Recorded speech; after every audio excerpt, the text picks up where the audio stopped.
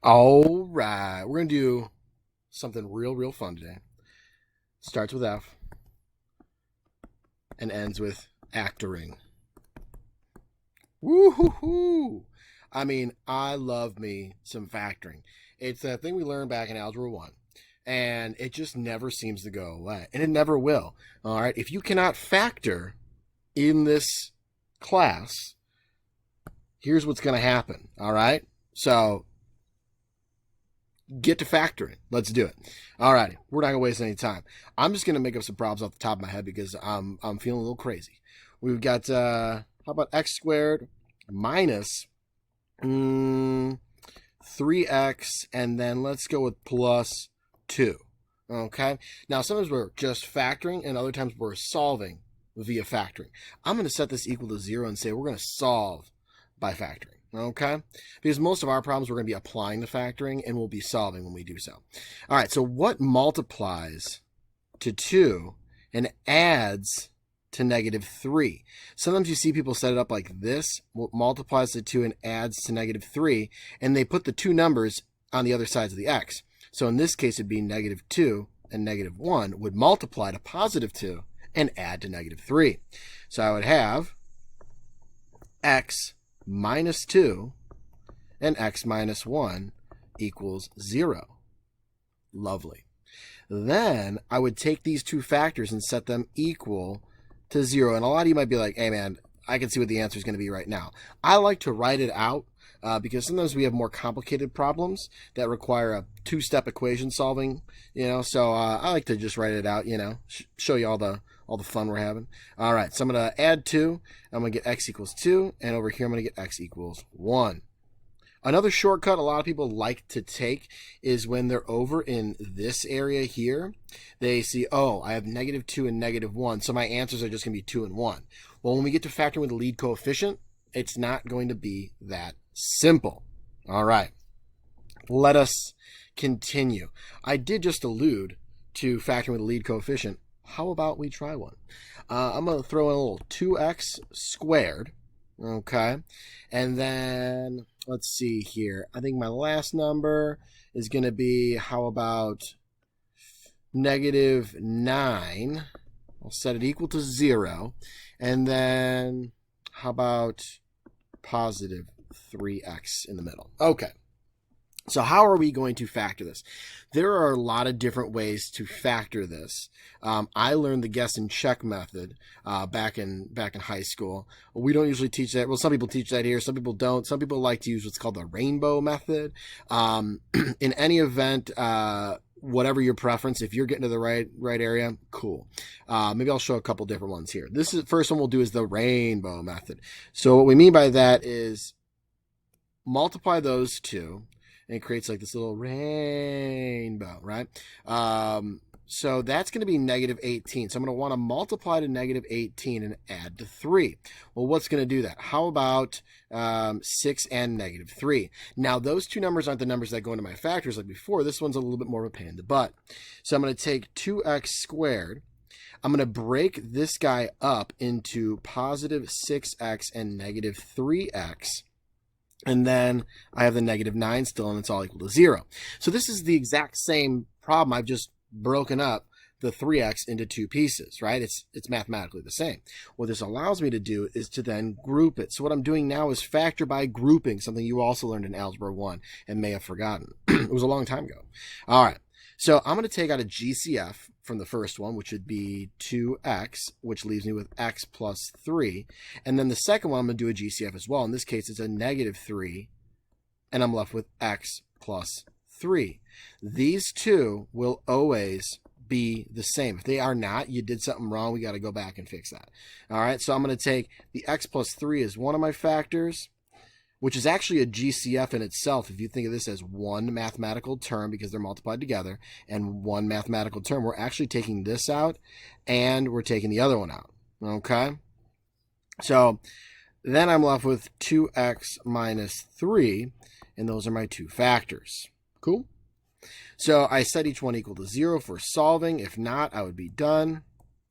I'm doing solving. I think I think the worksheet might be a lot of just factoring, not solving. So one last step. And what I end up getting here is x equals -3. And here's what I was talking about with the two-step equation. I'm going to add 3 and divide by 2. So I end up getting 3 over 2, or like 1.5. Ooh, covers up the 3 there. All right. Cool. So that was factoring with lead coefficient. Most of our factoring is going to be the first one, okay, no lead coefficient, but sometimes the factor with the lead coefficient does come into play. So you do need to be comfortable in doing that, and we will throw some of those at you. But these are the two main types that you got to deal with. But there are others. There are other situations. For example, let's say we've got, how about x squared minus 81? Well, if I want to multiply to -81 but add double, there's no middle term, so I got to add to 0. Okay, this is what we call a difference of two squares. And there are many scenarios like this, but what we end up having is, well, the square root of each piece ends up being my two parts of the factoring, my two factors rather, and I'm going to have x minus 9 and x plus 9. -9 and 9 multiplies to -81, and the -9x and the positive 9x, if we were to, FOIL this back out, would add to 0. They'd cancel out, thus giving me the original, right? So we know this is factored correctly. So I end up with x minus 9 equals 0 and x plus 9 equals 0. So I get x equals 9 and x equals -9. Cool? Super cool. All right. I'm thinking we try another lead coefficient one, because some of those ones are a little weird. And maybe I'll try and do it in a slightly different way. Let's say we've got 4x squared. I'm going to go with -3. Actually, I'm going to set it equal to 3. And we'll have, how about plus 11x? Okay. So first thing, something we haven't had to do any of these problems yet, is we got to set this equal to 0 if we're going to factor and solve. Otherwise, it serves no purpose, okay? So I got to bring that 3 over, and I'm going to have 4x squared plus 11x minus 3 equals 0. We're set equal to 0. We're good to go here. We're going to start doing some factoring. All right. Now, we could do the rainbow method. I've seen some other ones as well. We could do guess and check. Let's see here. Let me think about what I want to do here. I'm going to pause my recording. All right. So I'm thinking we're going to go with some guess and check on this one. Let's do that, because I know some teachers like to promote the guess and check. It can be a little tricky, and in some situations it works really well, and in other ones it's like, oh god, there's just too many options here.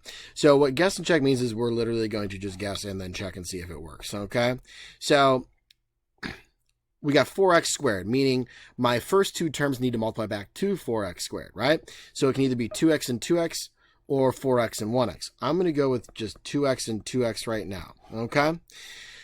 The next part is the last two terms in each one have to multiply to -3. So I can either have 1 and 3, and one of them has to be positive, one has to be negative, right? Well, if I'm looking at this and I need to ultimately add to 11x when this FOILs back out, well, 2x and 3 is going to give me 6. 1 and 2 is going to give me 2. There's no scenario where one of those is negative and one of them is positive, and it will add to 11. So I need to change up my option here with these first two, and I need to go with a 4x and a 1x, or flip-flopped to being 1x and 4x. We'll start with this because that's just what I wrote. All right. Now, 4x and 3 multiplies to 12x. 1 and 1x multiplies to 1x. If one of those is negative and one is positive, could they add to 11x? Yes. If I made the 3 positive, that would give me positive 12x. And if I made this 1 negative, I get negative 1x. When I FOIL these out, this multiplies to negative 1x. These multiply to 12x. Those add up to 11x. I guessed, I checked, we're Gucci. All right. So now I can finish this out. 4x minus 1 equals 0. X plus 3 equals 0. And I'm going to get 4x equals 1, x equals 1/4, and then I've got x equals -3. Cool. So that's the guess and check method. You could have done this using rainbow method, and we would have gotten the same thing. I'm going to do that right now, and then I think we'll just end this video, okay? So 4x squared plus 11x minus 3. 4x squared plus 11x minus 3 equals 0. Oops. Right? Once we set it equal to 0, that was. Okay. So if I did rainbow method, I'd be multiplying to -12 and adding to 11. Ooh, rainbow. All right.